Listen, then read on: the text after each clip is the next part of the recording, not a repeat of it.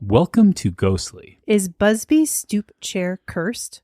Prepare to shiver. Ghostly is your bi-weekly dose of the paranormal. We unearth chilling ghost stories and examine the evidence with a critical eye. Rebecca hunts down the legends while I, your friendly neighborhood skeptic, poke holes in her theories. And in the end, you, the listener, get to decide, is it a genuine haunting or just entirely made up? Click the subscribe or follow button to always be in the loop of new tall tales.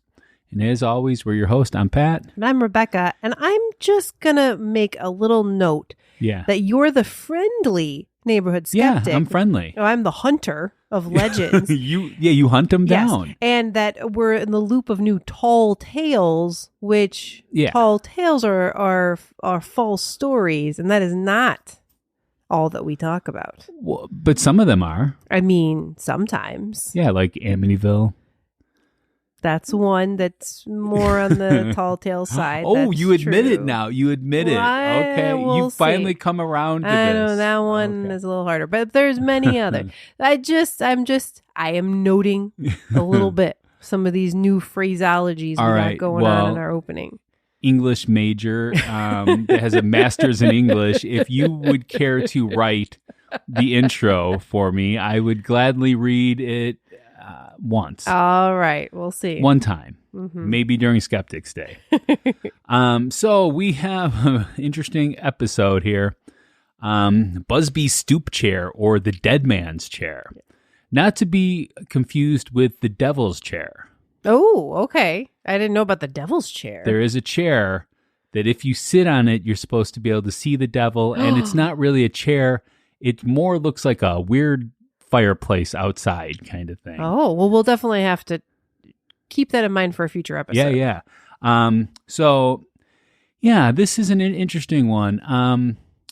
Not much history involved in this particular story, although it dates back to 1702, supposedly. Yeah. We're going to get into that too. I mean, when I found this as because we're doing some cursed objects, right? That was my idea, cursed objects. That was your idea. I picked the first one, and Rebecca has picked the last one and this one. Yes.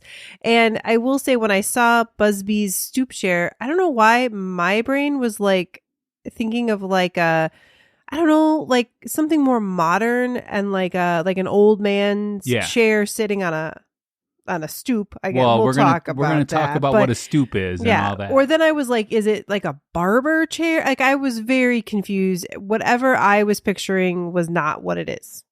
No, it's not at all. It's a chair. Yeah. It is a chair. We'll dive in. Yeah. This is not where I thought we were going to go with haunted items. I was picturing like handheld things, Well, we did like this is diamond last time. Yeah, but this is like a dagger or something. That's what I was picturing, like, because of my knowledge of Dungeons and Dragons, I guess. I'm like, oh, okay, well, it's a cursed dagger. So, but you picked this one, and I'm like, okay, and researching it was very interesting. I'm just going to leave it at that. Right. I will say, though, that if you are not somebody that is on Facebook, and you follow Ghostly Podcast on Facebook, I know a lot of people are turning away from Facebook these days, and days in the past, too. I will say there's been multiple times that people have turned away from this place, so I'm not being on one side or another on this particular debate. But we are going to be doing some Facebook Live things coming up in the next couple of weeks, because our next episode, you want to just give it away right now? Oh, yeah? You want to sell it? Yeah, go ahead. Okay. We're going to be talking about the Napoleon House in New Orleans. And we're going there. Yeah, because, people have said, well, why don't you go to New Orleans and do one of these episodes? So we hear you. Yeah. And we're going to go down there. Yeah, absolutely. And I haven't been there in many years, and I'm excited to see Nicolas Cage's pyramid and all that fun stuff. There you go. And I haven't been since I was 12 years old. So, know. And I'm excited to not go into Cafe Du Monde because it's not my favorite place. So Well, we'll each do what we need to do while we're there. But so anyways, we're going to be doing some Facebook Lives, but I was just thinking there is a way we could do it where we could do a YouTube Live. So follow us on one of those particular things. Also, we have Ghostly Society, which is on Facebook, which we will share videos to as well. I'm not sure which one will be the easiest to do, so you might want to like the like Ghostly Podcast on there, and then go ahead and join Ghostly Society, which just do a search for Ghostly Society. Yep. You'll see the logo. Yeah. It's pretty much it's easy. It's the Ghostly logo with Society in it. And I'm sure some of our stuff will creep onto Instagram too. So, but also go to YouTube. Yes. And hit that follow button there, because I am also going to try to do some stuff for there. Yeah. And we got some new equipment where our audio should be good.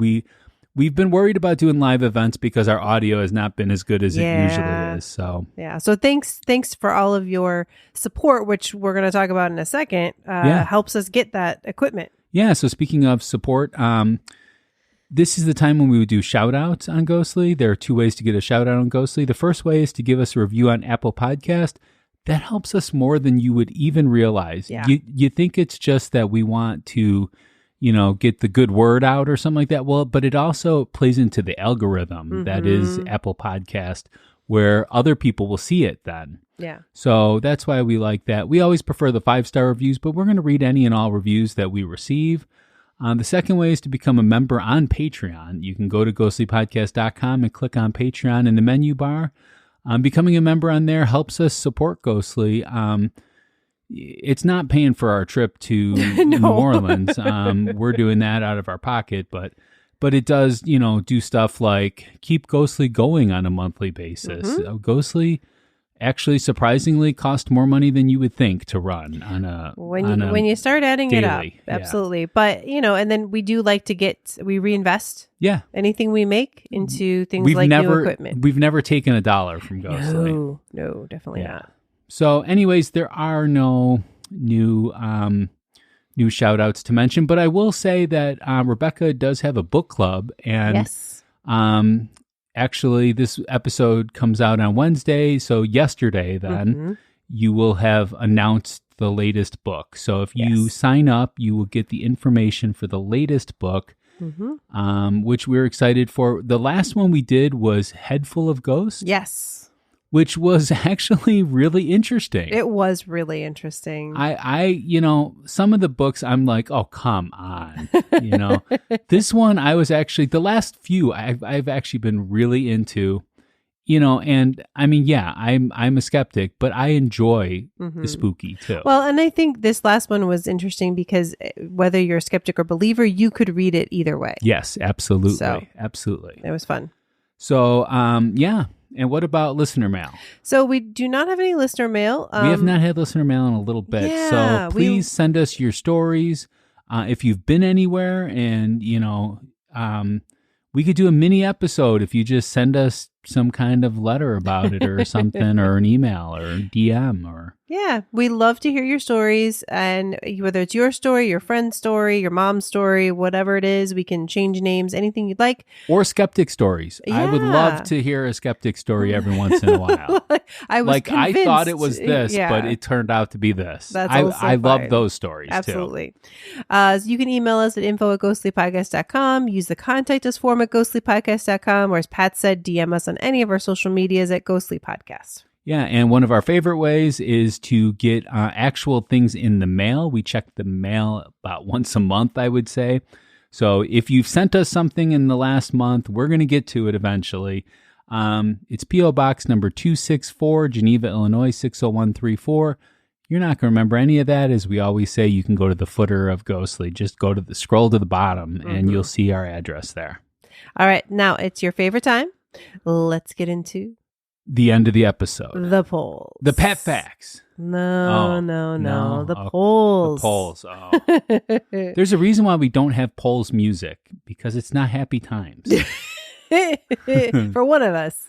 Yeah. All right. So in our last episode, as we mentioned earlier, we talked about the Hope Diamond, one of the most cursed objects in the world, and the audience agreed. What? Yes, 67%. Oh, come no, on. 43%. Oh, come on. Oh, yes. I mean, someone took out a newspaper article about it, warning others. Not a ghostly listener. No. Okay, because I mean, do we do newspapers still? I think so. Oh, okay, yeah. Theoretically, anyways. Yeah. So the overall rating, we do like to give it a rating because that's one of the reasons why I came up with Ghostly is listening to another podcast, and I was like, you can't believe every single thing that you're talking about, and this way you can say, you know what, I believe this more than this. Well, they gave it a 4.4 out of a possible 10. Okay. So that doesn't seem like much, but that is actually pretty high on that. High. Yeah, that represents the 67% there. Absolutely. I would say. Yep. Usually, how it goes is if you think it's haunted, it's always a 10. Yeah. And if you don't think it's haunted, it's always a 1 because that's the lowest you can go. So yeah. All right. You ready for a ghost story? Yes, I'm always ready for a ghost story.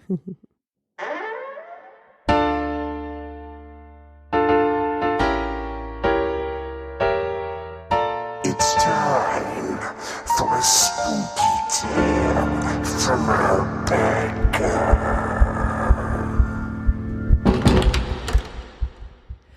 I didn't believe in curses. Not really. Ghost stories were just that, stories.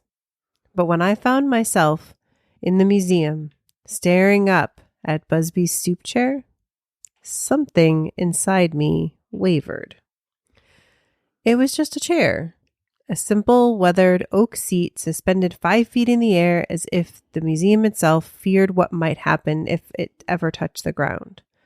I scoffed the plaque beneath it, warning visitors of the chair's dark history. People sat in it and died, my friend Mark whispered. Coincidence, right?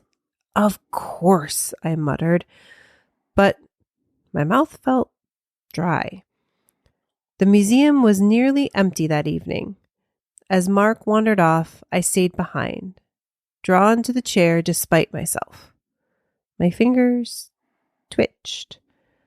I wanted to touch it, just for a second. What harm could it do? I reached up. My fingers barely grazed the underside of the seat. A chill shot through me. Suddenly, the air around me changed. The museum lights flickered. A sharp whisper echoed in my ear, low and guttural. Sit. I stumbled back, my heart pounding. Mark returned. His face was pale. Are you okay? He asked. I nodded, but something was wrong. I felt like I was being watched. That night, I barely slept. My dreams were restless, filled with whispers and the sensation of something pressing down on my chest. At one point, I woke to find my bedroom door ajar, though I knew I had locked it. The next day, my reflection in the mirror looked distorted, wrong. As I leaned in closer, I noticed something scratched into the glass. You touched it. My stomach twisted. Then I heard the whisper again. Sit. I haven't been back to Thirsk since. I don't know about what happened, but sometimes when I close my eyes at night, I still hear it. Sit. And I know the chair is waiting. All right. Well, how much of that is based on any factual data there? Well, there are claims that people have touched the chair and experienced. Touch the chair. We heard voices and seen things in the mirror, that kind of stuff. So. All right. Well, speaking of touching the mirror, we're going to take a short break. And when we return, we're going to get to the Pat Facts.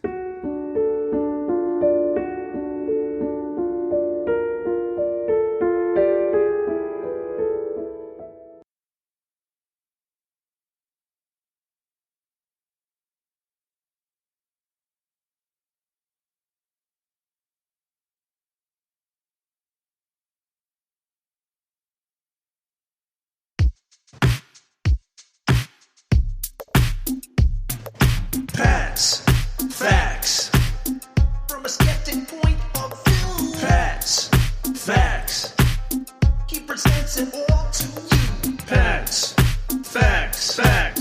All right, we're going to get into the Pat facts here. Pat facts. So, this is difficult because a lot of this is in story form. You know, a lot of people tell this in story form, and I don't trust all of it. Like, I don't have specific reasons why not to trust some of the details, but you find them in some sources and not in others. So I'm going to talk about it as we go along. But just be aware of that. Like, I usually want to make sure that this is all accurate, and the stuff I'm going to say, besides the stuff where I make note of it, is as accurate as it can be. Yeah, I mean, from something from 1702, yeah, did you 1702. say? Yeah, so the Busby Stoop Chair, it's also known as the Dead Man's Chair. I love that. Which we missed a big opportunity calling this episode Dead Man's Chair. I mean, that would have probably gotten us a little bit more clicks in there. I mean, we actually haven't named it yet. Yeah. It's an infamous oak chair that resides in the Thrisk Museum in North Yorkshire, England. And it's got a dark history, and it began in the 18th century with a man named Thomas Busby. Now, Busby was a counterfeiter. And he was said to have murdered his father-in-law, Daniel Autry, in a fit of rage after an argument over the family business. That might not be 100% the story. It also might have been that his father-in-law came to take away his daughter. So that is another story that Money, I've heard. Love, it could be either. Yeah. But does it matter? You know, I mean, it's pretty compelling evidence that Busby was the person that killed his father-in-law. Right. I mean, we can't be 100, but it seems like there was enough evidence. I think there was a confession too with it, but I'm not 100. So, but as he was being led to his execution by hanging in 1702, I think it was in June of 1702. Ooh, hot time of year. Yeah. Okay. Busby is said to have cursed his favorite chair, declaring that anyone who dared to sit in it would meet a sudden and untimely death. Dun, dun, dun. This reminded me of Archie Bunker and his chair. He would have done something like that. My brain did not go there. I love that. Yes, I think you're right. So those of you that are not old enough to know about our Archie Bunker, which is probably 95% of our audience, Archie Bunker loved his raggedy old chair, his recliner in the living room. I love that you think that the vast majority of our audience I said. is like young people, the Z's. Yeah. You know, they're like ghostly. Yeah. So anyways, Archie Bunker chair. The chair remained in the Busby Stoop Inn. Oh, and let's just talk a little bit about his execution. His demise. Yes. All right. So we need to clear up some terms. So first of all, I just want to go over these 4 things that happened to Busby. Yeah. Before and after the execution, surrounding the execution. Right. Because let me just say this. If you're like me, when you first read this, you're like, what is a stoop chair? Yeah. So that's one of the questions, but then it leads to more questions. It does. So, the answer leads to more. First of all, it must have been so heinous because they tarred him to preserve his body after death. Okay.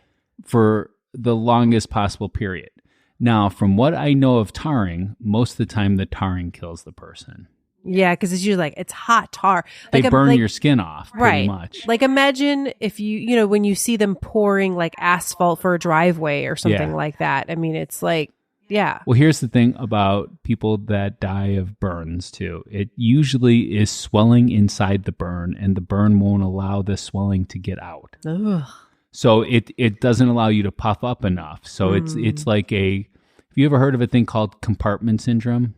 Yes. That's where like you have swelling in a muscle and the muscle's covering it, and it won't allow that to fully swell. So then it just builds up and builds up. Pressure. Yeah. And that's horrible. So that's what I've heard about that. Okay. So it must have been pretty heinous, but also they stooped him. So what is a stooping? Okay. So a stooping is, Okay. So it could be a couple different things, but the main thing is it's when you almost like you're displaying the person on a stoop. Yeah. Right. Like, so on the porch or the area where the hanging is going to happen, you're displaying them before. Well, it might not even be displaying. It might be like, so you tied him up, put him on this thing, waiting for the executioner to get there. Right. You know, so it just might be momentary, or we have no idea how long it was. We don't know how long it was, but yeah, but it's when you're there before you're actually yes going through the execution part. Okay, but then they gibbeted him. Well, they hanged him. They hanged him, which killed him. I mean, if the tarring didn't kill him. Right. But then they gibbeted him. Yes. What is a gibbeting? So gibbeting is then when you display the body after an execution, again, usually in order to, show everybody this is what would happen to you if you do something like that. Yeah. So also what they say and what pictures I've seen of this, I mean, I don't think they had pictures then, so I think it was drawings. Yeah, drawings. But it was in front of his inn. Right. That he was the landlord of. Yeah. Mm-hmm. So. And it was like maybe a cage or he was tied up. How crazy is that they would build the gallows, right? Because that's where you hang people is on a gallows. Right, off of the stoop, which is also the front porch. So it was the front porch that they put him in, even though it's not where they get stoop for the chair. Right. The stoop is that they put him out. Yeah. So anyways, that's a lot of stuff there. Right. Okay. So the chair remained in Busby Stoop Inn, where it became a chilling novelty. Some people say it was in the bar proper for a while. Other people say it was like in storage. Well, I think at one point, so from what I read, it was one point supposedly moved to storage or into the basement because it was killing people. Okay. Well, also they, somebody saw it and it was like, you should put this in the bar. It's a marvelous piece. It's oak. Oak was not easy to come by in those days. Sure. So it must have been a good quality. Over the centuries, numerous patrons dared to sit in the cursed chair. Of course, you're in a drunken bar, and of course, you're going to get people that are like, I'm going to sit in that thing. I would totally sit in that without even being drunk. I don't even drink, and I would. Yeah, you'd be like, whatever. I'd be like, please let me sit in it. I would beg. I would pay money to sit in it. So. And legend has it that many of those people that did sit in this chair met their unfortunate ends shortly thereafter. So Rebecca's going to go into more detail about these things, but I just like to bring it up because the history is so short for this one. So during World War II, the Busby Stoop Inn became a popular haunt for airmen stationed at a nearby base. Those who sat in the chair were said to have never returned from their missions over Europe. Because of, World War II. Yep. So... in the 1970s, 2 bricklayers who sat in the chair died in separate accidents on the same exact day. The chair's reputation grew, and the landlord of the Busby Stoop Inn eventually donated it or sold it. There's conflicting reports on that as well, to the Thrisk Museum in 1978. Now, there was a stipulation to the Thrisk Museum receiving this chair. They were ordered to never allow anyone to ever sit in this chair. Yes. But even though they had that, the chair's curse seemed to still linger because a museum employee sat in the chair while cleaning it, and he reportedly died of a heart attack soon after. Now, I don't know how we know that this employee sat in the chair. I don't know if he said anything. Boasted of it. I don't know. I don't think he posted of it because I think boasted. Oh, boasted. Yeah, he probably didn't post of it though. No. It was probably before that. But anyways, today the Busby Stoop Chair still is in the Thrisk Museum. Rebecca, you said that there is a petition going on, right? Yes. So it hangs from the ceiling in the museum, and there is actually a change.org petition out there to have it taken down and burned. I would say, yes, they should do that, but they should allow me to sit in it first. Just because it would be awesome to do on Ghostly. And I would totally do it. I mean, I got tied up in a prison. That's true. And blindfolded and sat in a dark room in a prison. True. You did. Yeah. In a very cold prison, I will say. Haunted prison. In the basement. Yes. Yeah. So that's the lengths that I'm willing to go to. And I would totally do this. Well, and then as you mentioned earlier too, there's been like court cases, like people really want this chair, whether it's to destroy the chair or to sit in the chair. So yeah, there was actually a Japanese paranormal show that got very upset when they could not sit in this chair. In fact, they were talking to like the manager there and they went higher up. They went to like the highest executive at the Thrisk Museum. And they said, no, there is paperwork saying that you cannot sit in it. Actually, they said, well, what would be the worst case scenario? And they said the worst case scenario is death. Yeah. So they did not allow them They don't to risk sit in it. Yeah.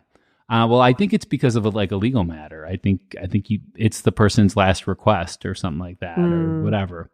But I mean, it far outreaches any of the curious sitters, this particular demand. So its dark history and the numerous tales of misfortune associated with it have made it one of the most famous cursed objects in the world. Although I've never heard of it. Right. Until you do. And then all of a sudden you're like, oh, wow, there's a lot of stuff out here for it. Yeah, there is. I mean, there's maybe a lot of stuff. Maybe because it's in England. Yeah, those English. I don't know. No, I'm just kidding. All right. So do you have anything to add to that? No, just the change.org. I thought that was that was interesting. Okay, well, I think we're going to take a short break. And then when we return, we're going to get to the debate.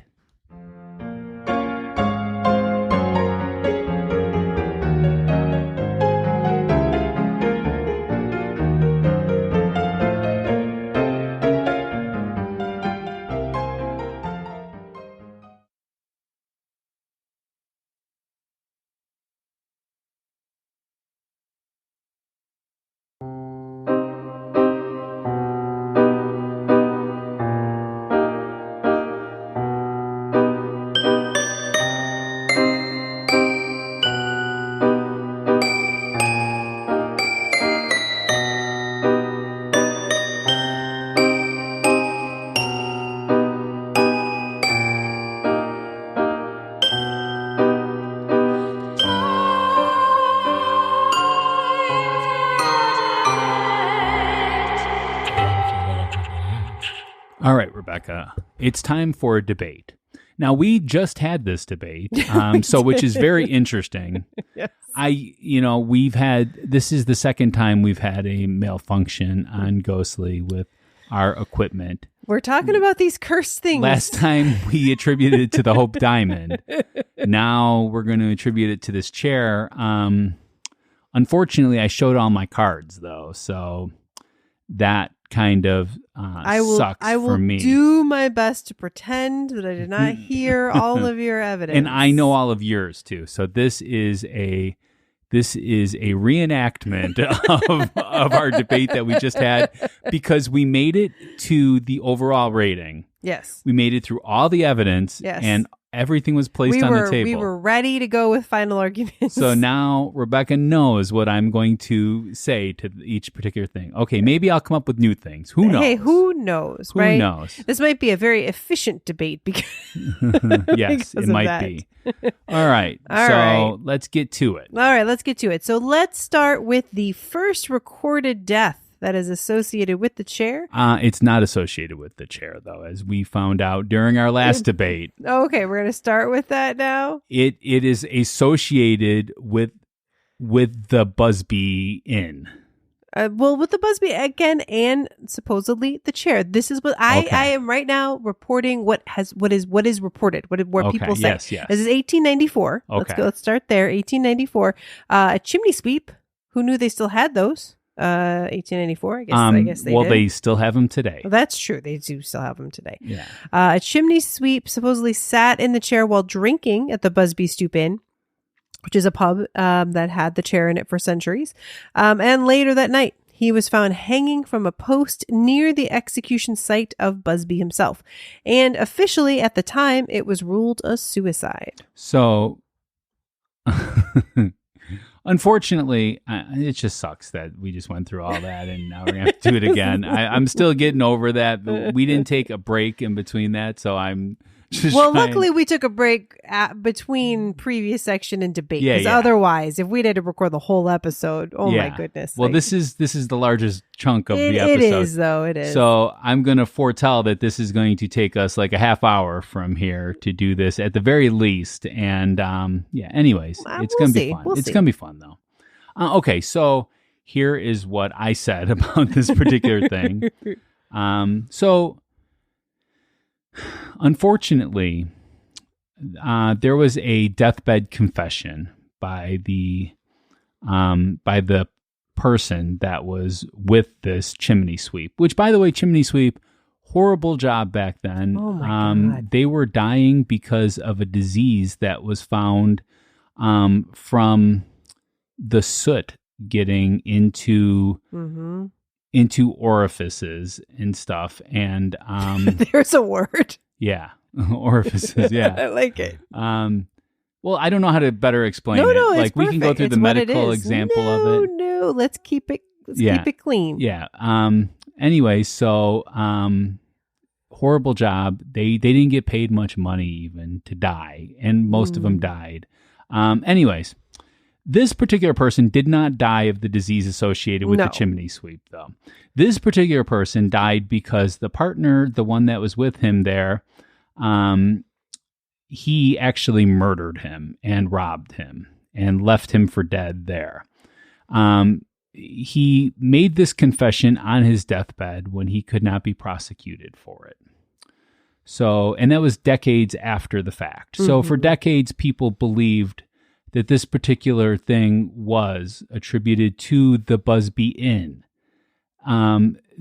The story behind it goes that this was not even brought up as a potential cursed item until the 1900s at some point, probably during World War II. But anyways, so I'm going to go 0 on this one. And I already know what your score is, unless I convinced you otherwise since then. No. So I'm going to say, part of it is, right, I would believe that like the first time someone died after, being in the inn, or maybe being in the chair, right? That you wouldn't necessarily immediately be like, oh, the chair was cursed, right? Yeah. But over the years, when people keep dying after being in the chair, then you start thinking about it and you go back and you're like, right, remember it started with that guy, that chimney sweep who, was, and I think they really started with that because he was found like almost like execution style in that same place that Busby. Yeah, he was hanged just like Busby.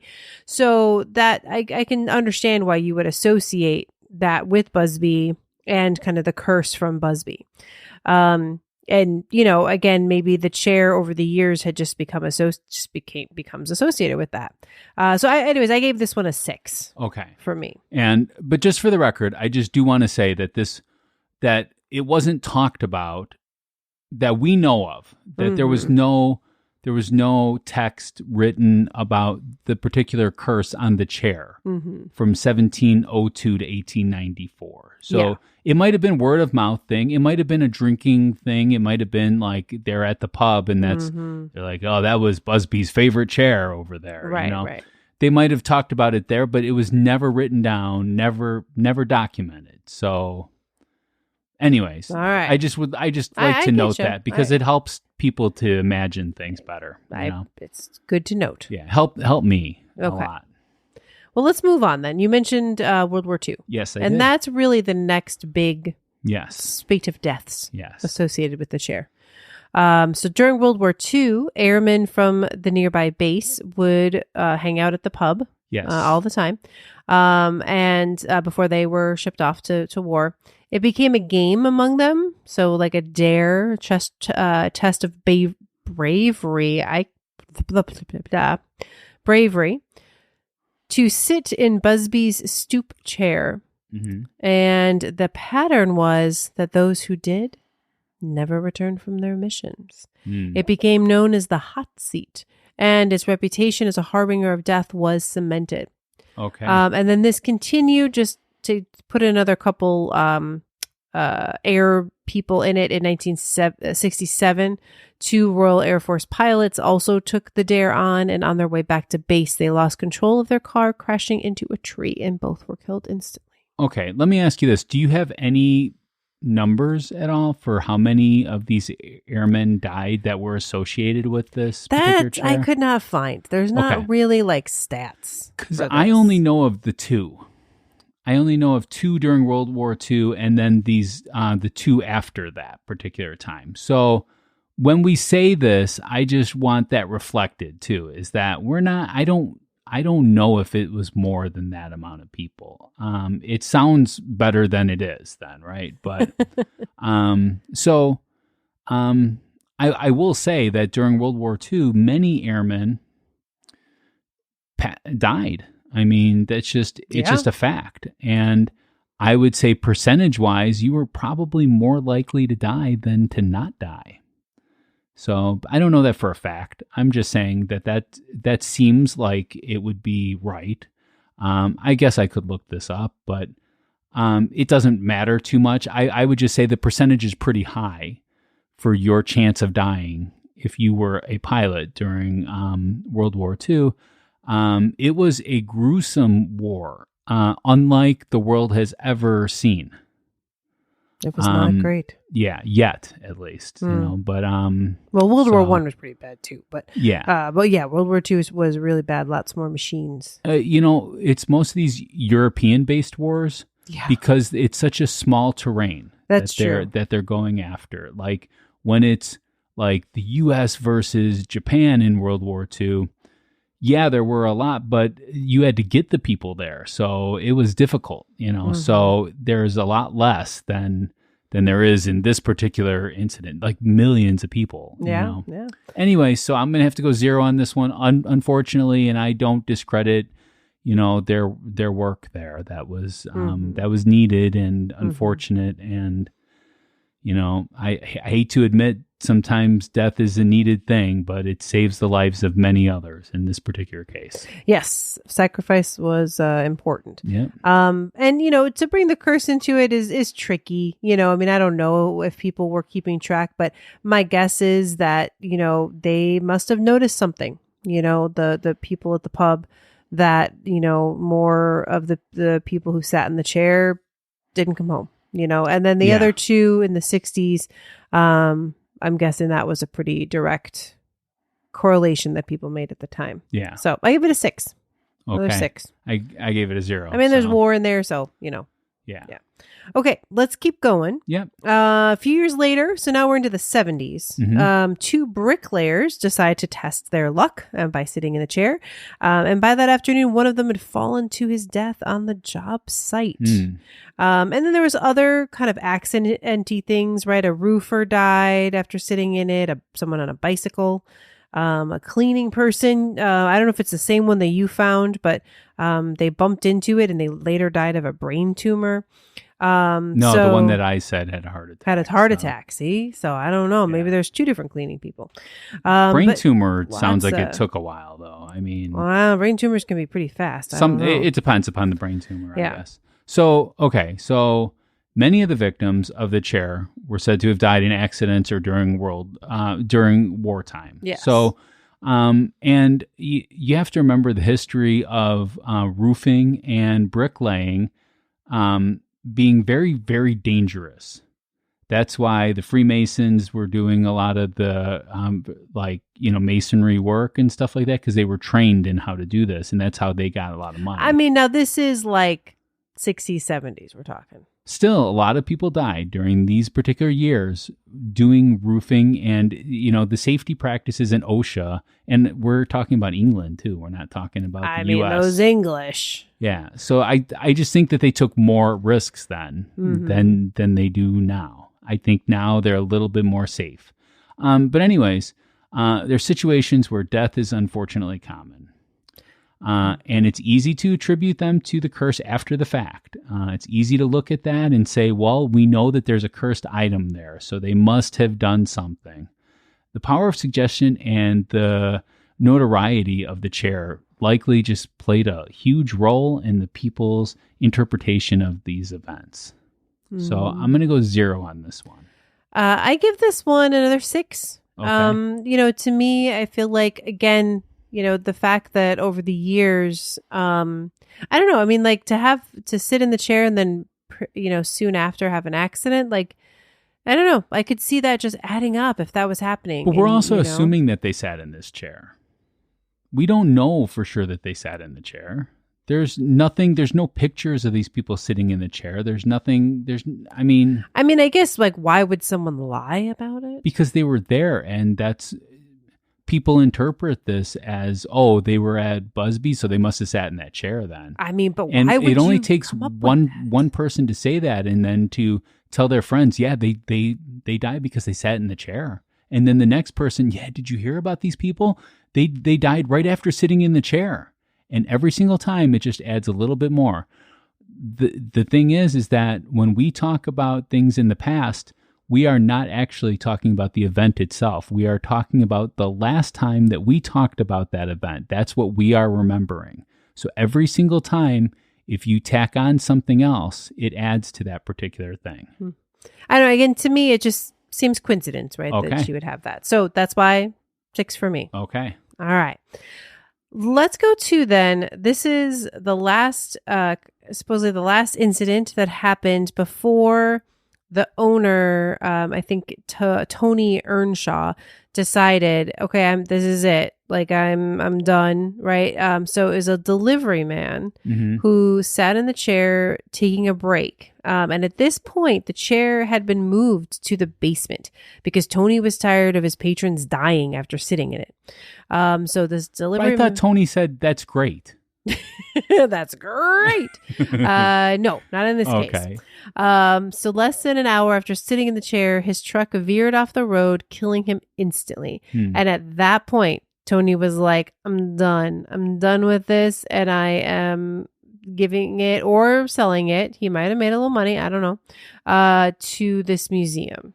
Yeah. So I just watched a YouTube video about the power of storytelling and how powerful it can be. And the examples that they used were very interesting. And I found it very, very compelling. But here's just some things to think about. Okay. Humans are drawn to spooky stories. So, Rebecca, how many times have you watched horror movies in your life? More than 100 times? Oh, yeah. More than 200? Probably, yeah. So you've watched a lot. How many of them are based 100% on fact? Probably not many. Not many, right? Small percentage of that. And you know that some of these stories are made up going in, right? Mm-hmm. But you still like the Thanksgiving one. You watched that Thanksgiving one. Mm-hmm. What was it called? Thanksgiving? I think it was called Thanksgiving. That was a really good movie. It was really good, yeah. And what about Carved? You liked Carved. That was funny. I enjoyed Carved, yeah. So these are totally made up, fictitious stories, but we love them. We're drawn to them. And the tale of Busby Stoop Chair is particularly compelling because it has all the elements of a classic ghost story, right? It has a violent crime. We all love the true crime right now. We're all into that.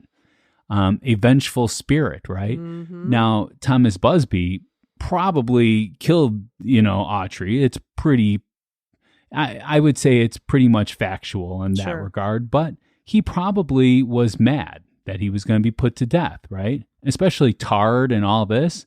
So we have this vengeful spirit that, it's like that was a gruesome way to kill somebody then, it's like to tar them, to stoop them, to hang them, and then to gibbet them. Yeah. That is horrible, Absolutely. That energy, man. So a vengeful spirit, right? And then we have a supposed cursed object, right? So this is like all the classics of a good horror film. These stories can take on a life of their own, even if they're not based on factual events at all. we attribute them to these particular things because we love the story. We love it. Or it could be that that's the real story, and that's also good. 0, Rebecca. I'm sorry. 6 for this one again. Okay. All right. So then last, I just want to mention what I brought up in my ghost story, which is that supposedly, even to this day, with the chair hanging and no one being able to sit in it, that people that are just near the chair or maybe touch the bottom of the chair will hear voices and maybe see weird things in mirrors or messages. Okay, so you're talking after the chair has left Busby's. After it's left Busby's, it's in the museum. It is still bothering people. Like they're not sitting in it, so supposedly they're not dying. All right, but they're getting negative things from it. Well, I know you heard of Dr. Adam Bowett because I said this last time. So I actually did not remember the name, but yeah. yes, now I figure out who you're talking about. He's a renowned and respected furniture historian. According to you. He has a research fellowship at the Victoria and Albert Museum. I think those are pretty prestigious. He said that the Busby Stoop Chair is a type now known as a castor chair because of the association with the chair maker John Shafford. Shafford worked in North Lincolnshire town of Castor. So that's where it gets its name. Between 1843 and 1881. And it is unlikely older than 1840 and could have been made as late as 1900. So he's a furniture historian and he examined the chair. And what he found to have been done to create this chair is it was machine-tuned spindles that created this chair. Meaning, like the chair that you're sitting on right now uses some kind of machine to turn the particular thing and then cut it. So it's more precise, more precise cuts versus where you can see like a blade going over something when it's like handmade, when they take like, small handhold tools. This is a technique that it was not used before the 19th century and wasn't widely used up until the 20th century. So that puts us at 1900 possibly, but it could have been made in the 1840s because that's when the chair came out. So sometime between 1840 and early 1900s. This suggests that the chair was likely made 1840, long after Thomas Busby's execution in 1702, in fact, 100 plus years. And it could be up to 200 years after the fact that this chair was made. This means any curse that he supposedly placed on the chair couldn't be linked to this specific piece of furniture at all. Because Thomas Busby never saw this chair. He never sat in it. It wasn't his favorite chair. Now, here's the thing. Here's the silver lining. Silver lining? To us having to redo this debate. I've had time to think about I know this. you have, and that's the problem with this particular thing. What? Okay. Because here has been the thing that has been sticking in my head, right? Like, what chair from 1702, a wooden chair from 1702, would be survived until this day and still be like something you could, or to the 70s, let's say, and be able to sit in it? I think that'd be pretty difficult. So that's not at all true. In fact, George Washington, some of his furniture is still in existence. But that was George Washington's furniture. Like, this is Busby. He had an inn. He had an inn. They don't replace furniture very often in these inns. They don't make that much money. Well, but here's what I'm saying is that it's not impossible, right? It's not out of the realm of possibility that this chair was like fixed. Right? That they like, hey, like something got, the bottoms were not, whatever. And so they had them remake legs for the chair. Okay, but we're not talking about just the legs. We're talking about the entire chair. So maybe the rest of the chair was not from the 1840s. I don't know. We are talking about the entire chair was made after the fact. I don't know. I will see about that. I gave you a name of the person. I gave you the reason why they are considered to be a what is that called? An expert? An expert in the field, because they are a furniture historian with a research fellowship. So they received a fellowship to do research in this particular field at the Victoria. You've heard of the Victoria, and you've heard of Albert Museum. Well, the Victoria and Albert, I'm assuming it's... Yeah, Victoria and Albert. Yeah. And Now, they are, that is prestigious, right? That is I don't a know. I've never prestigious heard of role to have. Never heard of it. It is. So... I mean, it's just one guy. But the other thing I will say is that the curse... Nobody debates this one guy, by the way. The cursed part didn't really start until that 1894. So it is possible to me that maybe...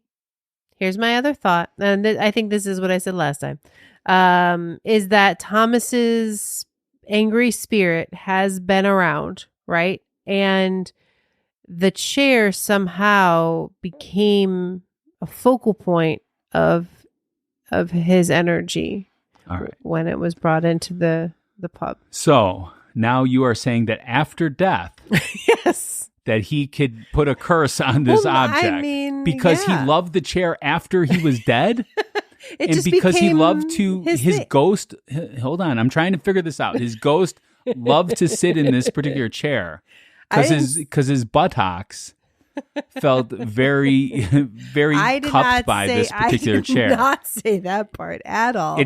It had his buttocks indents put in them. Hey, if enough people are saying, this is his chair, this is his chair, this is his chair, I mean, it manifests the energy, man. If enough people call me a god, doesn't mean I am. Just to say. I think that's a question. Okay, so anyways, so this is what I said last time, and I'd like to say this again because I thought it was rather funny. That this is a time, right now it is Super Bowl Sunday that we're recording this particular episode. Okay. And Super Bowl, interesting time. Sports have rules. And what would happen in the middle of the Super Bowl if they decided that one of the rules that they had already established, that you had to be alive to curse something, was not the right rule, and we are now changing this rule, stipulating to that rule. We are now changing this rule. Well, but you've come up with a bunch of rules. If there's been trauma in the place, that it has to be haunted. If there's been this in the place, it has to be haunted. That's what you tell me every episode. You tell me, well, the history, it means it has to be haunted. Well, there is no history to this chair. This chair was just a pub chair. It was just a pub chair. That was killing people. It did not kill. It killed nobody. And killed a lot of people. I'm going to go 0 on this one, Rebecca. All right. Well, I'm going to give this one now. The actual evidence we're debating at this moment is it doing stuff to people in the museum? I'm giving that a 4. I don't have enough for that. Yeah. So, and also too, this episode is about a Busby cursed chair. Busby Stoop.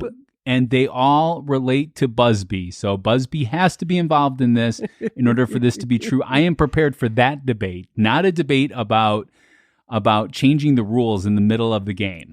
So anyways, what is your overall rating? All right. So I'll go back. I'll go with my 6. Okay, I'm going to go with 0.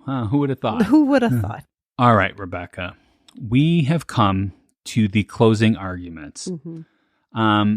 That brings us to the closing arguments. This is our last chance to convince you to vote our way. We are each given 1 minute of uninterrupted time. To keep each other honest, we're going to time each other on our brand new ghostly timer. And also, too, there will be I realize something. Okay. There's an advantage to me holding the remote then, because I can say, ready, go, and then hit the button and you lose a couple seconds. Hey. So I'm going to take away that advantage because I want this to be as honest as possible. Okay. There will be a countdown buzz that happens in this particular thing. Yeah. So I'm turning up the volume now so that people can hear it. Ooh. Okay, so you're going to hear a countdown before you start. Wait until you hear the bing to start. It's like a race. Okay, are you ready, Rebecca? I think so. And go. Okay, it's counting down. It's going to make some noises towards the end. Okay, here we go. Yeah. Okay. Oh my gosh, that is such higher pressure. Okay, so Busby Stoop Chair, it's a weird story. I'm not going to lie. I'm not going to say it's not a weird story because it is a weird story, but this guy obviously made an impression on the town, made an impression to the point that this pub, this inn, has stayed with his name all of these years later. It doesn't surprise me that they have attributed whatever the curse is with this chair to this famous guy. I think it says a lot that the owner was like, listen, I cannot in good conscience have this chair around for people to sit in. I'm going to give it or sell it, whatever it is, to this museum, and nobody can sit in it again. He didn't make money from it. I mean, maybe he made a little money selling it, but he could have done a lot more. And, I think it's real. Oh, you might have went over there. No. Even though you were given 10 seconds beforehand. The buzzer was there. By the way, it used to be set for 3 seconds, so I was prepared for 3 seconds, not 10 seconds, but that's fine. We can do a 10 seconds pre So get ready. Closing our arguments. You can collect your thoughts. Okay. All right. Are you ready? I am ready, and I'm going to hit it now. Okay. It's and we're going down. All right. It's coming. It is. Slowly but surely. You're going to hear it now. Okay. All right. I'm not going to need my whole minute, though. I will say that. Because while the legend of Busby Stoop Chair is fun and chilling tale, and no one would argue that this was not fun to be able to do, although doing the debate twice, probably not as fun as doing it once. The first time we laughed a lot. We joked around a little bit more. You can't recapture those things. We don't write down our jokes in the script, and I usually don't know the evidence prior to the episode. But it's important to remember that it's just that. It's a story. The chair's history is likely more mundane, and the deaths attributed to it are probably due to other factors. However, that doesn't make the chair any less interesting or its story any less spooky. It's just not real. And that's it. I have 8 seconds left on the clock. Wow. Do you want to take it for any final? No, I'm fine. Okay. Are you sure? Yes. Okay. Don't let your friends miss out on the chills. Share Ghostly with them and help us grow this community of paranormal enthusiasts. Your support means the world to us. Absolutely. Shout out to our VIP producers who make this all possible. All right. And we've had a technology breakdown again. So I am going to name off our VIP producers. We have Andrew, Alicia, Becky, Cindy, Kevin, Jessica, Alice, Aaron, and Hope. Thank you all very much. Yeah, thank you guys so much. All right. So, is it real? You be the judge. Share your verdict at ghostlypodcast.com poll section and let the debate continue, right? So ghostlypodcast.com, click on polls, or go to ghostlypodcast.com/polls and let us know what you think. So subscribe to Ghostly now and get ready for more spine-tingling encounters with the unknown. So what's the next episode again? All right. So the next episode of Ghostly, we will be talking about the Napoleon House in New Orleans because we're going to go there. Woot, woot. Woo! And it comes out on February 26th. All right, everyone. So until next time, stay ghostly and make sure you follow us on the socials so you get to see our Facebook Lives. Absolutely. Both free. Yes.